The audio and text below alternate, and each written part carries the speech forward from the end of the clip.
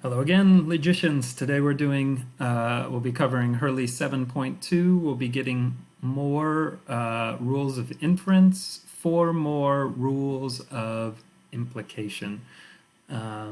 So more of the same. Instead of 4 rules, you'll see down in the right here, we have all the rules that we've done so far up in the top of this box.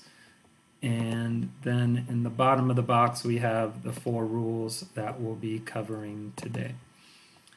All right, so let's jump in. The first rule that we're given is simplification. Simplification is a really simple rule. It tells us if we know that the statement P and Q is true, then we know at the very least that P is true. Note,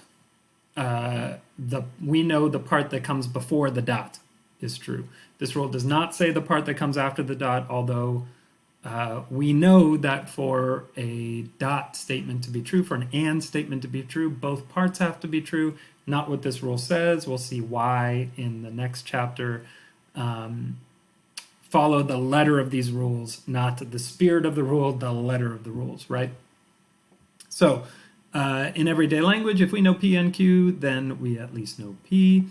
And then let's frame this the way chapter 6 might have. If we know the statement P and Q is true, well, in order for a dot to be true, both sides have to be true. So we at least know that P is true. And that's all this rule tells us. So let's take a look at how this rule might be applied. So first, note that it's the only rule that we've been given thus far that applies to only one line. All the 4 rules that we covered last time, we needed 2 lines to infer a third. For this line, we only need 1 line. As long as the main operator is a dot, then we can use, on some line, then we can use simplification to get everything that's to the left of the dot. So let's take, and I'll be using a period for the dot just because it's much more convenient for me and much more convenient for you when you have to take the test. So let's say on some line we had A and C or B. Well, what simplification would allow us to do is take everything that's to the left of the dot and get it on the line by itself. So we could get A on a line by itself. Say we had tilde B and C. Well, what simplification allows us to do is get everything that's to the left of the dot and get it on a line by itself. And let's say we had not both X and C and Y. The main operator is a dot here. So simplification allows us to get everything to the left of that dot. So we can get all that on a line by itself. Now note, the only way we could do simplification on this line is the way we've done it. We could not just get X on a line by itself. We couldn't get this tilde and this X on a line by itself. We can't use this dot at all to simplify as of yet. The only one we can simplify on is with the main operator, so the dot being the main operator. All right, so first rule, pretty easy, simple, simplification. Next rule is also pretty easy. It's the reverse of simplification. Instead of simplifying from a dot, we're going to conjoin to get ourselves to a dot. So conjunction tells us if we know P, and if we also know Q, then we know both P and Q, and we can conjoin them with a dot. Now recall that P and Q can stand for anything here. What conjunction allows us to do is put 2 lines together with a dot in between. So however complex those 2 lines are, if we keep them together using parentheses, brackets, or braces, and then stick a dot between them, we can conjoin them together. So in sort of regular language, if you know you're getting pie and you know that you're getting cake, then you know that you're getting pie and cake. It's really straightforward, right? How the last chapter would explain this, that should not be a horseshoe, that should be a dot. if you know P is true and you know Q is true, then you know P and Q is also true.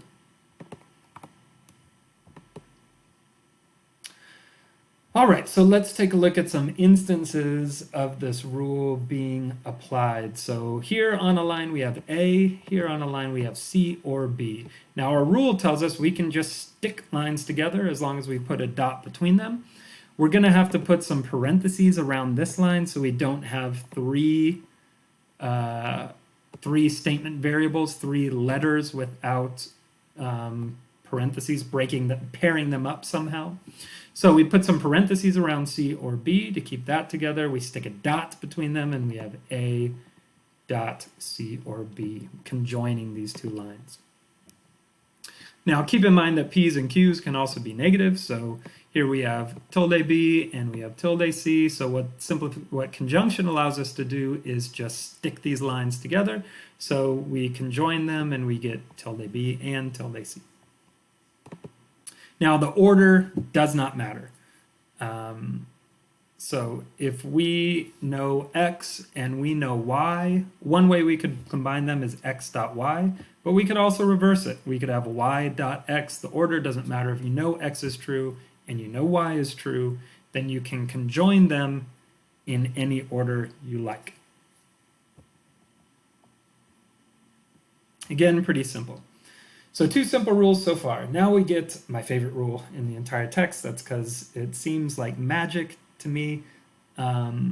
This rule is called addition. Addition goes like this. If you know P, then you know P or whatever you want. Q. Let's have Q stand in for whatever you'd like to add. So let's put this in plain language. If you know the light's on, then you know either the light is on or, and then whatever you want to put there. So either the light is on or staying at home all the time is super fun. Either the light is on or God exists. Either the light is on or God doesn't exist, right? As long as you know that the light is on, then that's enough to make that or true. Because recall, when it comes to or statements, the way the wedge is interpreted, the way the wedge is interpreted in logic is one or the other or both. So we don't care whether Q is true or false for the truth value of this or statement as long as P is true. And we're given that P is true on some line. That's how we can derive P or whatever, because whether Q is true or false, it doesn't matter for the truth value of our or statement. So putting this in chapter 6 terms, if we have a statement, well, let's say we know that P is true. Then we know that P or anything else is true because we know that P is true. All it takes is one part of a wedge to be true for the whole wedge to be true.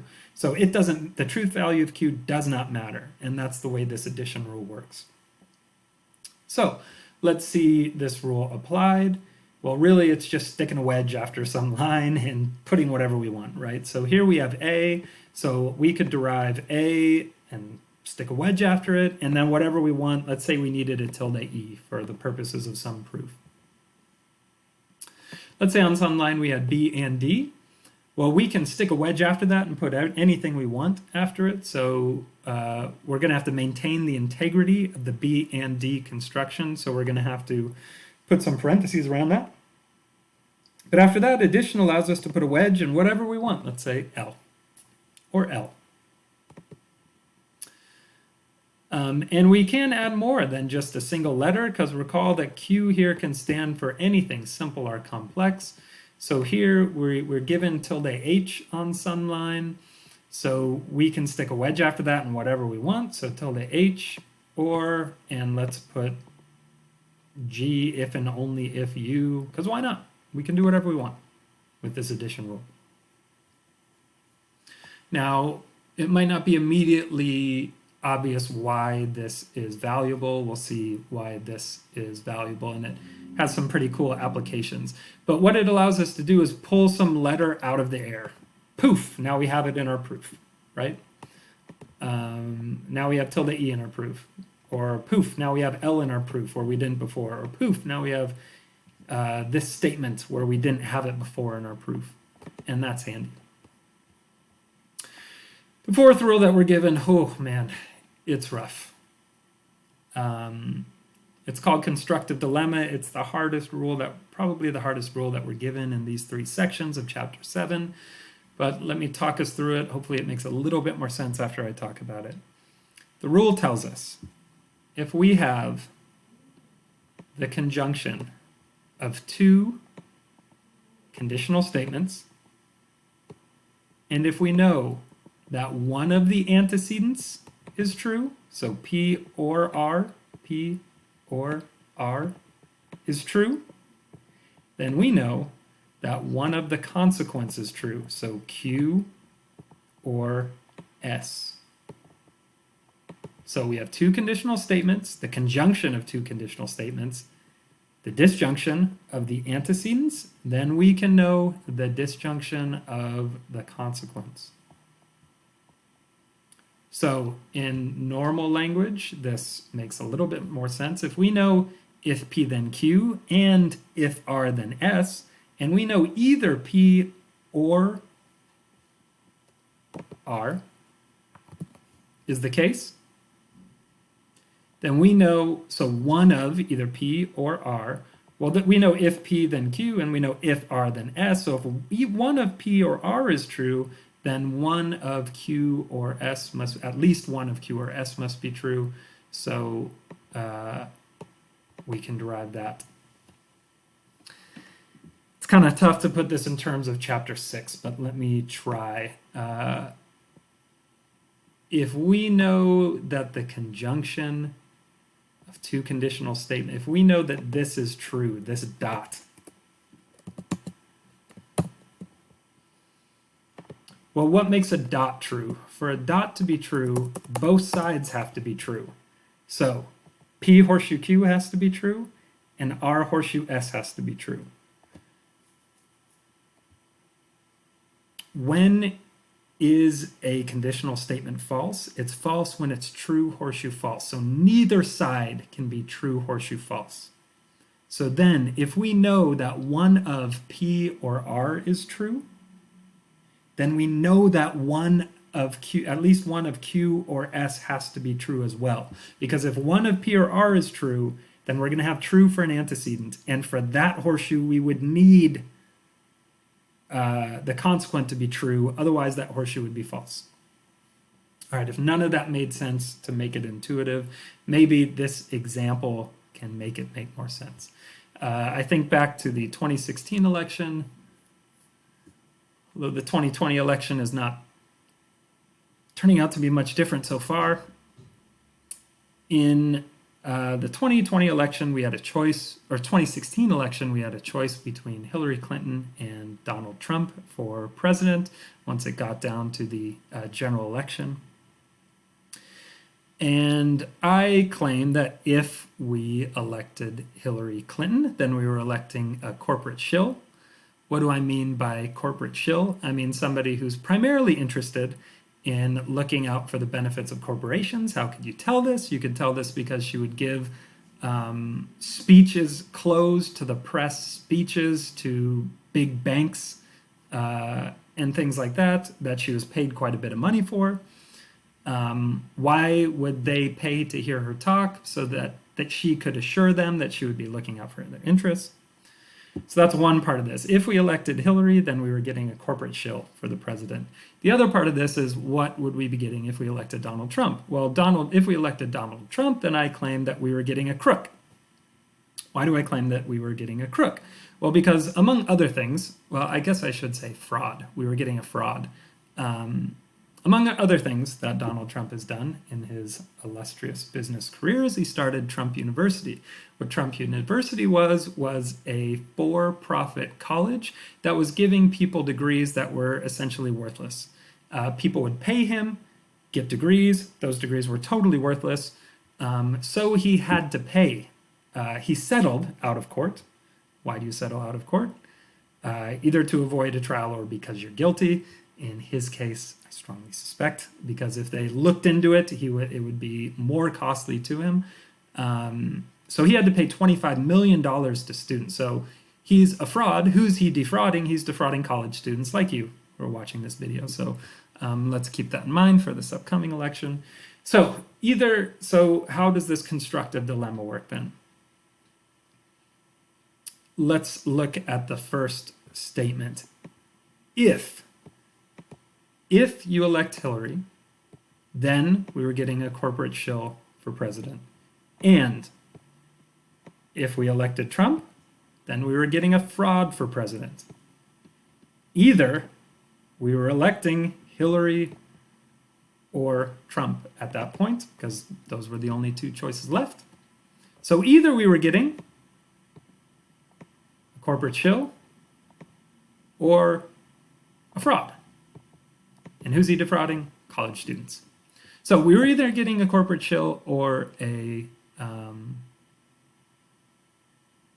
fraud. So that's the way the constructive dilemma would work. Hopefully that helps it make a little bit of sense. If not, you'll have these rules in front of you like this when you take the test. I mean, so you can just look at it and see if stuff matches the pattern. So let's take a look at some applications of this rule. So here on line 1, we have the conjunction of two conditional statements. On line 2, we have the disjunction of the antecedents. We have A or C. What can we get? CD tells us if you have the disjunction of the antecedents, you can get the disjunction of the consequence. So the consequence are S and B, so we can get S or B. Now, just like with other rules, the order here does not matter. So let's say on one line we have not B or B. And then on another line we have if not B, then C, and if B, then not L. Well, if we know one of these is the case, not B or B, and we know if not B, then C, and if B, then not L, then we can get, since we have the disjunction of the antecedents, we can get the disjunction of the consequence. So we can get C or not L. All right.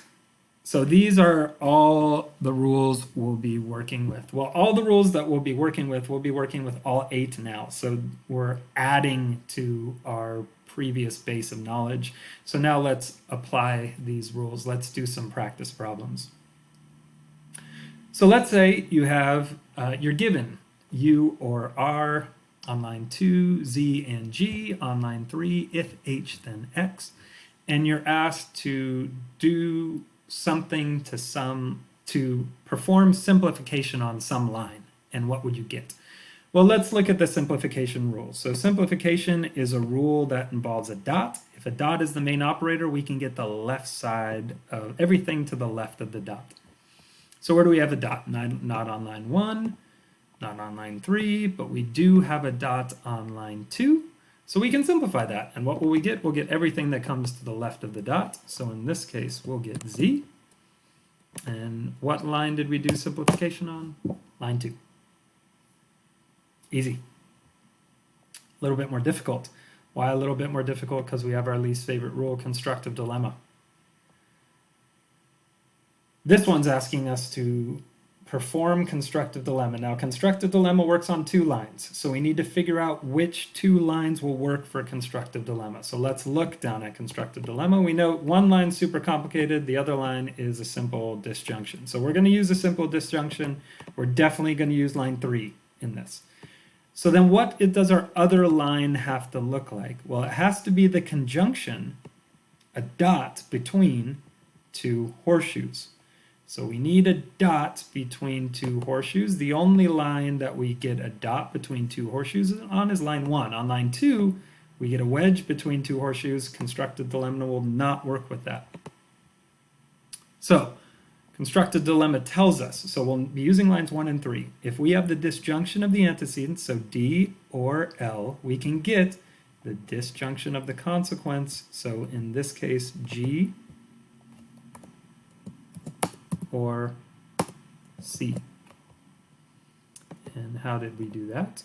We did 1, 3. Constructive dilemma. So given D or L, we can get G or C. Turns out not so bad. If you pay attention to the details of the rules and apply them to the specific case, you shouldn't have too much of a hard time with this. The next one's pretty easy. We're given H on one line, we're given S on another line. It asks us to conjoin them. So let's look at our conjunction rule. Conjunction tells us if we have two lines, we can slap them together with a dot between them, and that's how we do conjunction. Recall that I said the order doesn't matter in conjunction, so here we could do H dot S or S dot H. We'll just do H dot S. We could do either one. So we did 1, 2, conjunction. Real easy. Let's do one more. And that will cover all the new rules. All right, so here we're given J, and it asks us to perform addition. What would we get, and what line would we do it to? So we're definitely going to be doing it to line 1, because that's the only line we're given in this. So if we're going to add something to this, let's look at our addition rule. If we have something on some line, we can stick a wedge and whatever we want after it. So let's stick whatever we want after this. So J, or you can get crazy with this. Whatever you want, whatever kind of complicated or simple equation you want. Let's do S. And that's how we do addition. All right. So for this chapter, we're again going to be doing exercises 1, 2, and 3. So at this point, if you're following along, pause this video and do 7.2 exercises 1. They'll be very similar to what we just did. So you should be well equipped to do that right now. So go ahead and pause and complete those 8 problems right now.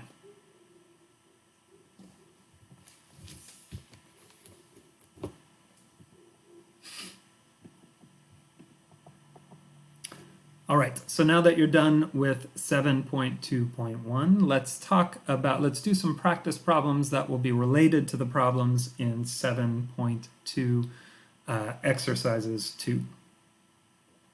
So here we'll be asked,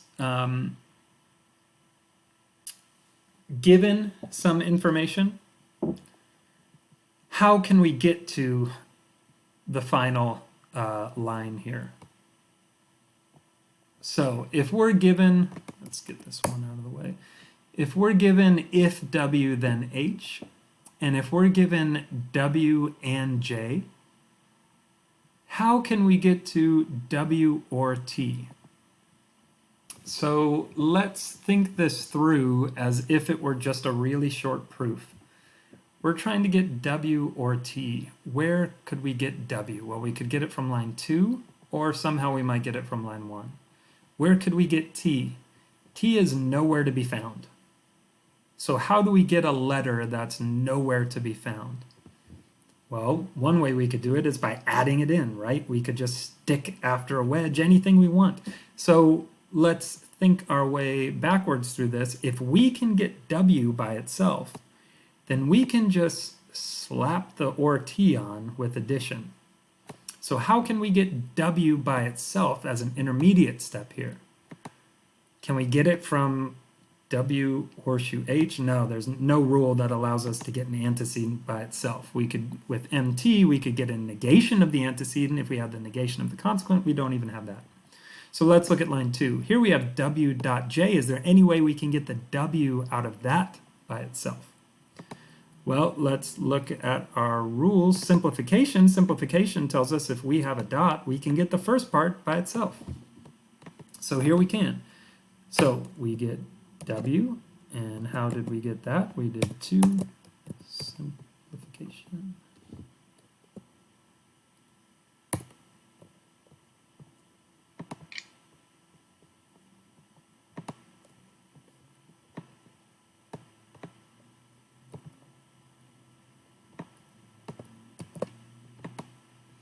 All right, so now that we have W by itself, how can we get to W or T? Well, it's really easy. Again, with addition, we can just add whatever we want. If we're given one line, we can add whatever we want after a wedge to that line. So the way we got that or T is we 3 added. And we got it. So note that for this section, each step needs a justification. You can't just pull something out of thin air on line 3 to get to here. It needs to be justified by something you did to the given information. Now, we can pull stuff out of thin air, but only if we're doing this rule addition, right? So only in a specific context. All right, let's look at another example.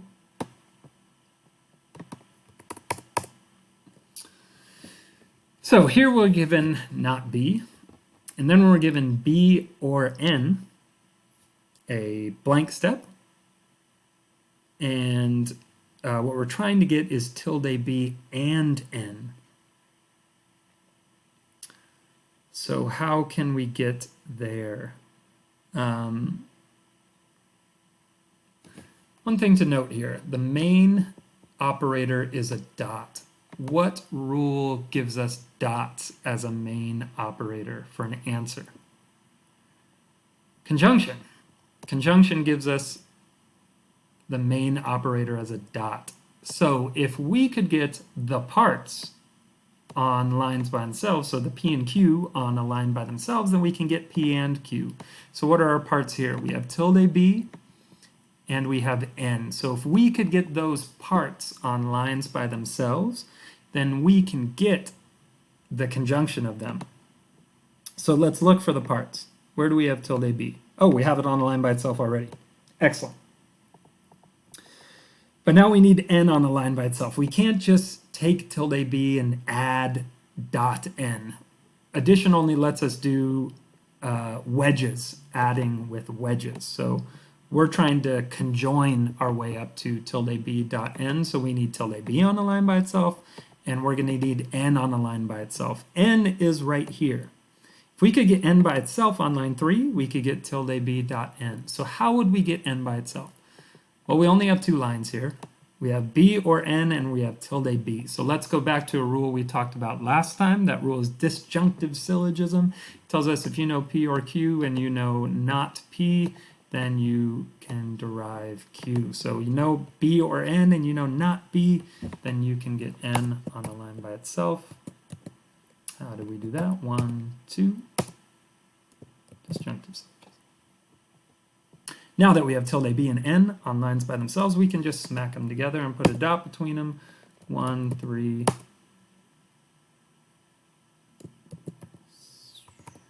conjunction. So far, so good. Let's look at one more, or 2, 3 more before I turn you loose on some proofs here, or turn you loose on 7.2.2. So here we're given if J then G, J or C, if C then K, and what we're trying to get is G or K. So this is a tough one. It's tough because what we're trying to get is a wedge. Which are the rules that give us wedges for answers? There are 2 prime suspects here. There's addition. Addition gives us a wedge. Then there's also constructive dilemma. Constructive dilemma gives us a wedge. So now we have to ask which of those 2 rules are we likely to use. So I have G wedge K. If I could get G by itself, I could just add wedge K by addition. How might I get G by itself? Well, G is right here. It's the consequent of a conditional statement. So if I had J, if I could get J on a line by itself, because I have if J, then G. If I had J on the line by itself, then I could get G by itself, and then slap on the or K. Do I have J anywhere by itself? No. So that turned out to be a dead end. So what are we going to need to do then? We're probably going to need to do the dreaded constructive dilemma. So let's look at some things we got in our proof here. We have G or K is what we're trying to get. Now where do we find G? G is the consequent of a conditional statement. And where do we find K? K is the consequent of a conditional statement. Constructive dilemma tells us if we have the conjunction of conditional statements, and if we have the disjunction of the antecedents, we can get the disjunction of the consequents.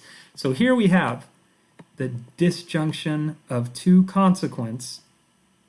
And look at line 2. On line 2, we have J or C. So we actually have the disjunction of antecedents. So what do we need on line 4 to make this a constructive dilemma? We're going to need to conjoin two conditional statements to set up this constructive dilemma. So we're going to need to set them up such that, block my face out here, such that the first consequent and the first antecedent and first consequent are the parts of the horseshoe of the first one. So where do we have J horseshoe G? We have J horseshoe G right there. So we're going to need to put that part first.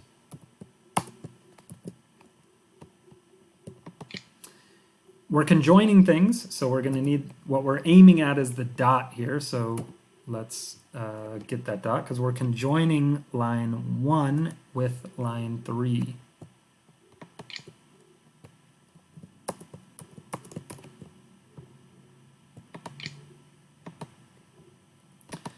How did we do that? We did 1, 3, conjoin.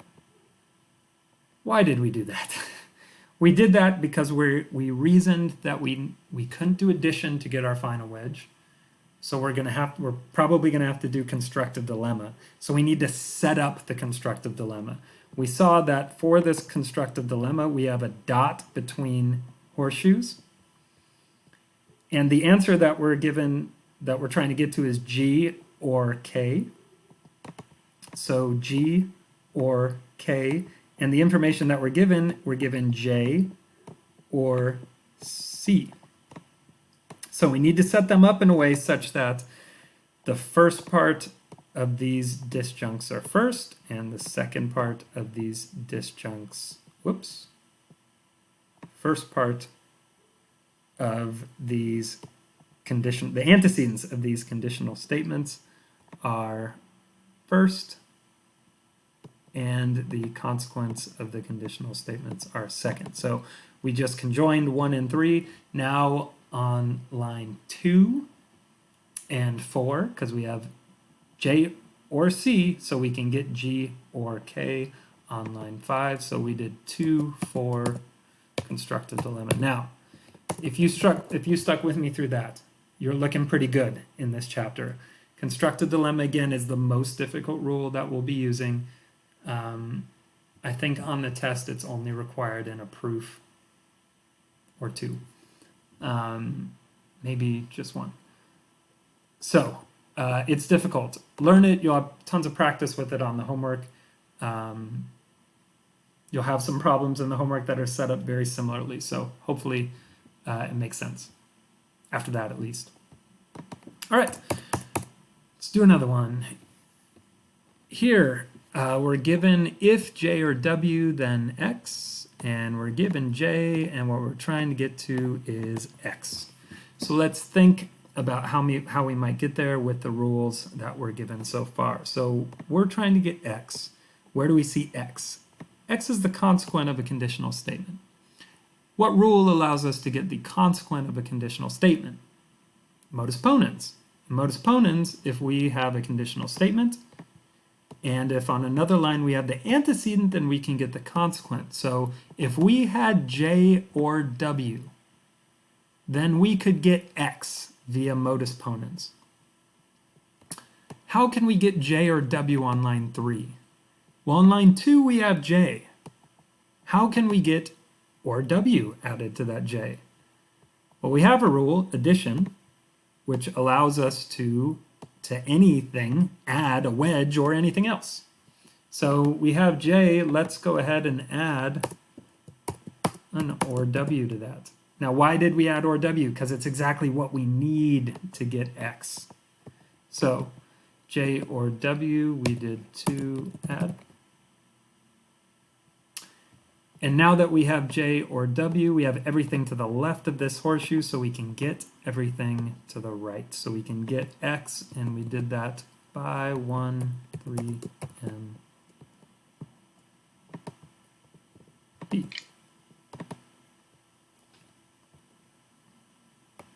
All right. One more practice problem, and then I'll turn you loose on 7.2.2. Now this is a weird one, but it will be useful for some of the proofs later on. So let's try this practice problem. Here we're given G. Here we're given not G. And what we're trying to get is K. Now this is super weird for a number of reasons. What we're trying to get is not in the proof at all. Second, we're given a straight contradiction. G and not G. And we're trying to get is K. So trying to prove K given this contradiction G or not G. Sorry, G and not G. So how can we do that? Well, what we're going to need a K somewhere. And how do we get a letter into a proof that isn't already there? The only way we can do it is via addition. Addition allows us to add whatever we want after a wedge from some other line. So what might we want to add here? Do we want to add the or K to the G, or do we want to add it to the tilde G? Let's just try to add it to the G.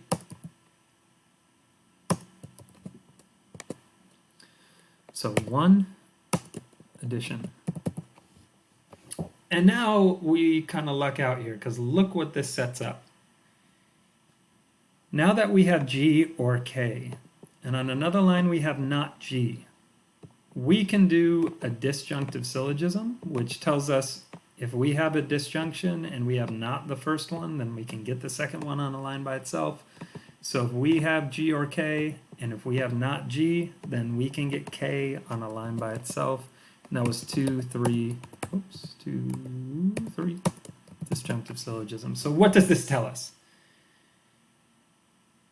This tells us if you are trying to get a letter by itself that doesn't exist in any of the premises, any of the given information, then the way you're going to have to do that is by finding first a straight contradiction, so something and not that something, then adding the new letter to the something, so the something or the new letter, and then doing a disjunctive syllogism. So with this method, you can prove anything. If you're given a straight contradiction, then you can have a valid argument for anything. Remember in chapter 6, I said if you have premises that contradict each other, then you can validly prove anything.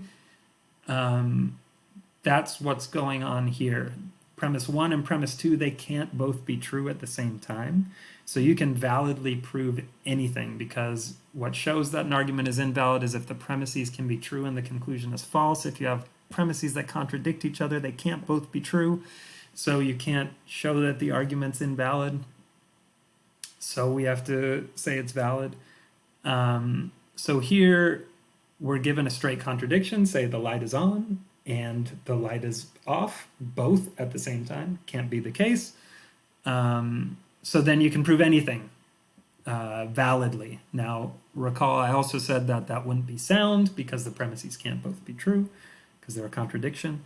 But why do you need to know this? Because on the test, you'll have an example where you'll have to find a letter that's not in the given information. So you'll have to work your way through work your way with the information given in the premises until you find a contradiction like G and not G, and then you can add on and get yourself the new letter. All right, so now you should be well equipped to do 7.2 exercises 2. There are 10 of those problems.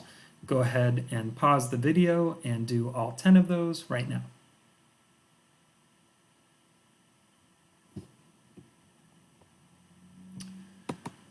All right, finally, we're going to be doing some proofs using all 8 rules.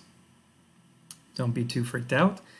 If you've been okay, if you did all 7.1 homework, and if you did all of 7.2.1 and all of 7.2.2, then you should be well equipped to start doing these proofs. So let's jump in. It's the same sort of mechanical procedure. Although there's a little room for creativity. In this proof, we're given if A, then B, and if B or C, then D and E. We're given A, and we're trying to get D by itself. So let's try to figure out how we might get there. So D by itself is right here. Sorry, not by itself is right there. How might we get that? Well, it's the first part of a conjunction. Simplification allows us to get the first part of a conjunction. So if we can get D dot E on a line by itself, then we can strip that down and get D by itself. How might we get this on a line by itself? Well, we'll need B or C. There's no other C in here, but there is a B. And if we can get B, then we can just add on the or C. How might we get B by itself? Well, if we had A, we actually have A. So let's start working that out. And if that method wasn't helpful for you, then just start doing what you can with the information provided. So what 2 lines work together? The only 2 lines that work together so far are 1 and 3, where we have if A, then B, and A, we can get B. And how did we do that? We did 1, 3, and B. I'm just going to be using a lowercase letter for MP just because the P on my keyboard isn't working and I don't want to be calling up that keyboard all the time. All right, so now that we have B, what can we do with that? Well, nothing directly. But if we had B or C, we could get D dot E via modus ponens. So how can we get B or C? We can just add the or C to B via our fancy magical rule addition, which tells us that once we have anything, we can add anything we want after a wedge. So let's put a wedge and let's add C or C. Why do we do that? Because we're giving ourselves the antecedent to 2. So how did we get that? We added to line 4. Now that we have that, we can do our MP with lines 2 and 5, and we'll end up with D dot E.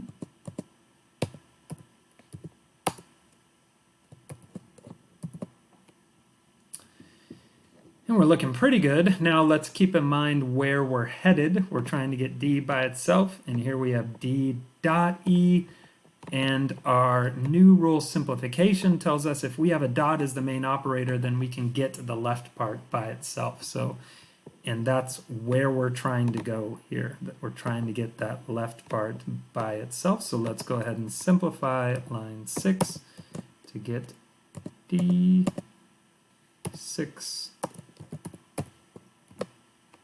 Simplify, and we got to where we're trying to go in 4 steps, and we justified all our steps, so we're good to go. Let's try another proof here. For this one, we're given if K, then L, and both if M, then N and S, and if N, then T, and K or M, and what we're trying to get is L or T. All right, so for this, we're definitely going to have to do some working backwards to figure out a strategy to get to our answer. So we note that our answer is a disjunction, so wedge. what two rules allow us to get wedges in the end? Our magical rule, my favorite, addition, allows us to get a wedge. And our least favorite rule, constructive dilemma, which is really complicated, also allows us to get a wedge for the answer. So now we have to figure out what rule we're likely to use. Well, if we could get L by itself, we could do addition, just add the or T, but let's look where we find the L or T. We find the L as the consequent of a conditional statement. We find the T as the consequent of a conditional statement. Given that constructive dilemma gives us the disjunction of consequence of conditional statements, that's probably the rule that we're going to be using, unfortunately. So let's start playing with the information given, knowing that we're going to need to set up a constructive dilemma to get to L or T. So what two lines work together?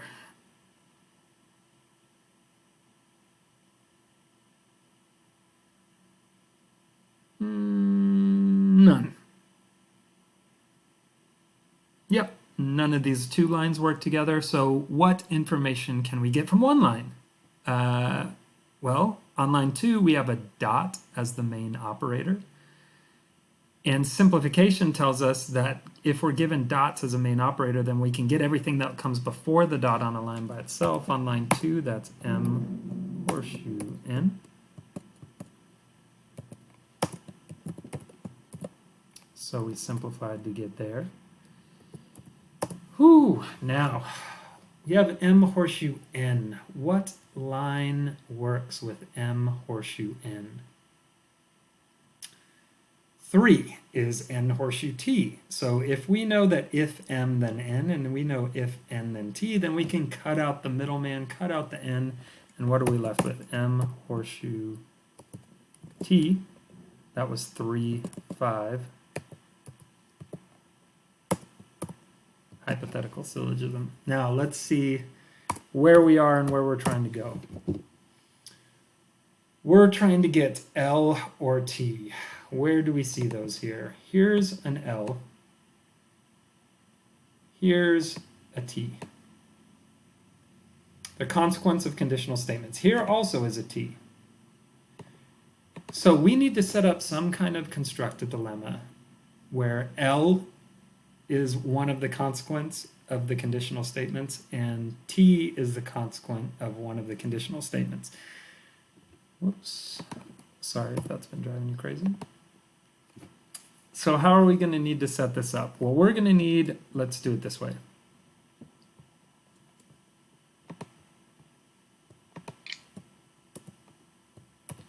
Something horseshoe L and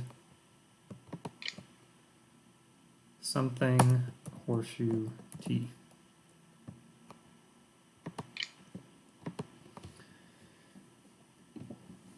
Because that's what we're trying to get to. So we have all these, we have 3 conditional statements. We have K horseshoe L, we have N horseshoe T, and we have M horseshoe T. The first one's going to have to be K horseshoe L. Why? Because that's the only one where L is the consequent. What will we be using? We'll probably be using this line that we were given, K or M. So that line would be useful if K horseshoe L was here. So that's 1. So that works nicely because note in line 1,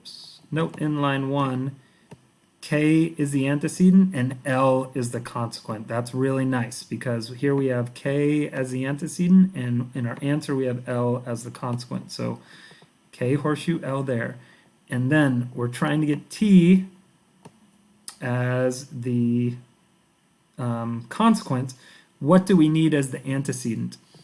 Well, on this line we have K or M, so we have a disjunction of the first antecedent. If we could get M right here, then that would be useful. Can we get M right there? We can. Line 6. So we can join lines 1 and 6.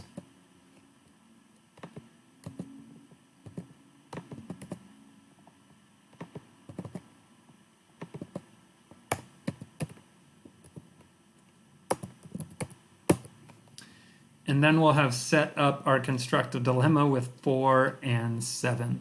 So 1 and 6. So why did we need to do this simplifying and hypothetical syllogism? We needed to so we could get M horseshoe T, because N horseshoe T wasn't going to get us there, because on line 4 we had K or M. So that's what we needed to get our constructive dilemma. So now with 4 and 7,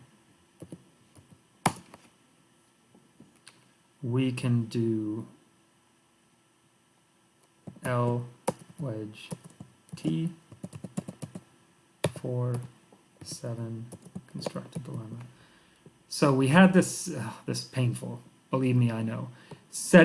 We had to set up a constructive dilemma, so we were given this, we were given a horseshoe here, we were given a horseshoe here, and we were given a disjunction here of antecedents, but we wanted to get the disjunction of consequence.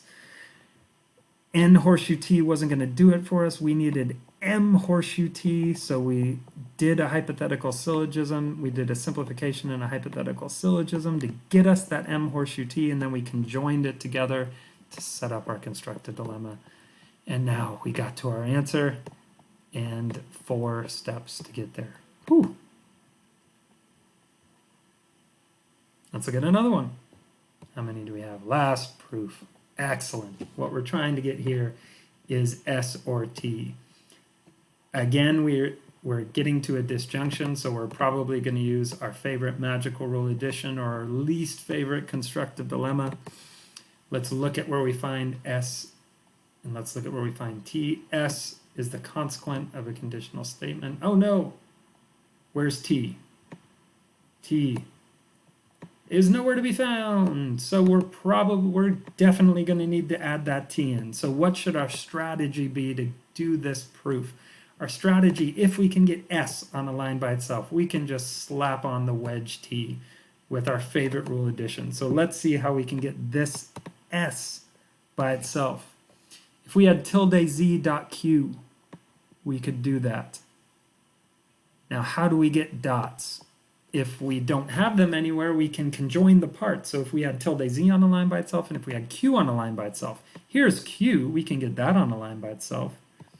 Here's Z, it's the antecedent of a conditional statement. If we had tilde M, we could get tilde Z via modus tollens. Here's tilde M. All right, so we can do this.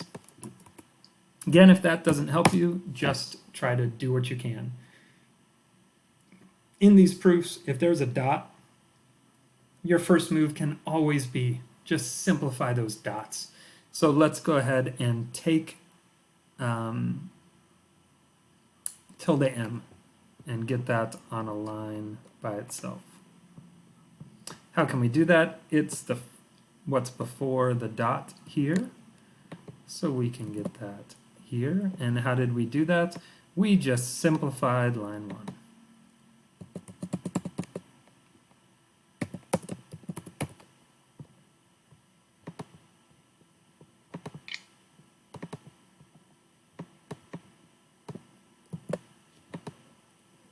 All right, so now that we have tilde M, what can we do with tilde M?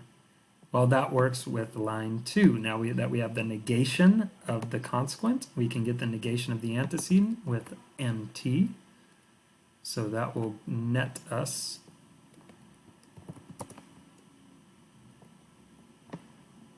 right there.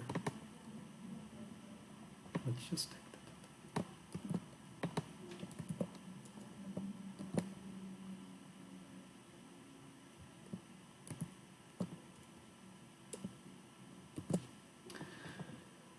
All right, so how did we do that? We had a conditional statement on line 2, and we had the negation of the consequent on line 5, so we can get the negation of the antecedent, so 2, 5, MT.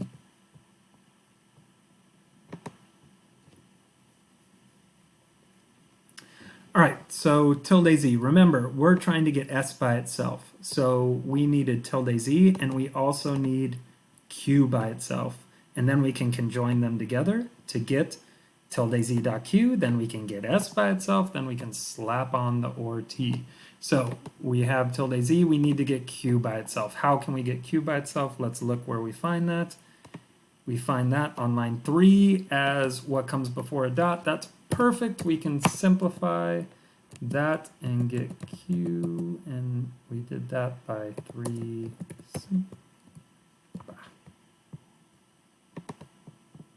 Simplification. And now that we have q, we have tilde z and we have q, we can slap those together to get tilde z dot q.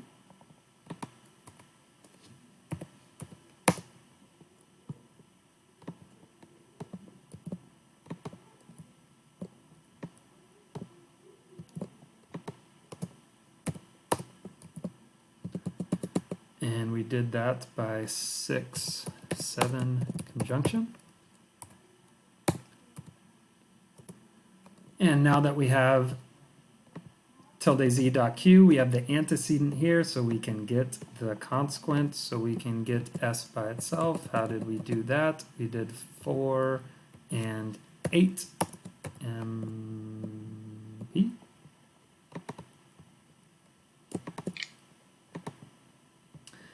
And now that we have s by itself, recall what we're trying to get to is s or t, so now we can just add on the or t.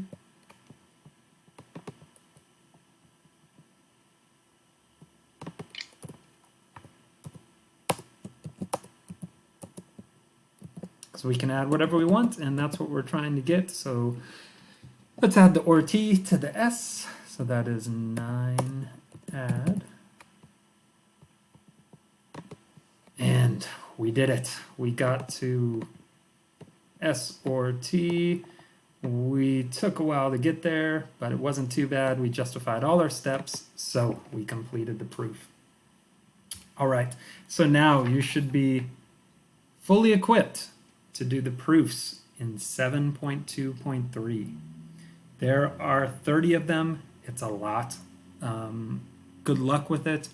As you may have noticed, for these, we need to do a little bit more thinking them through than we needed when we just had 4 rules. Now that we have 8 rules, we need to think a little bit more about strategies for how we're going to get to what we're trying to get to from the given information, especially when we're given wedges as our, when we're trying to get to wedges, or when we're trying to get to dots. We need to develop strategies to get there.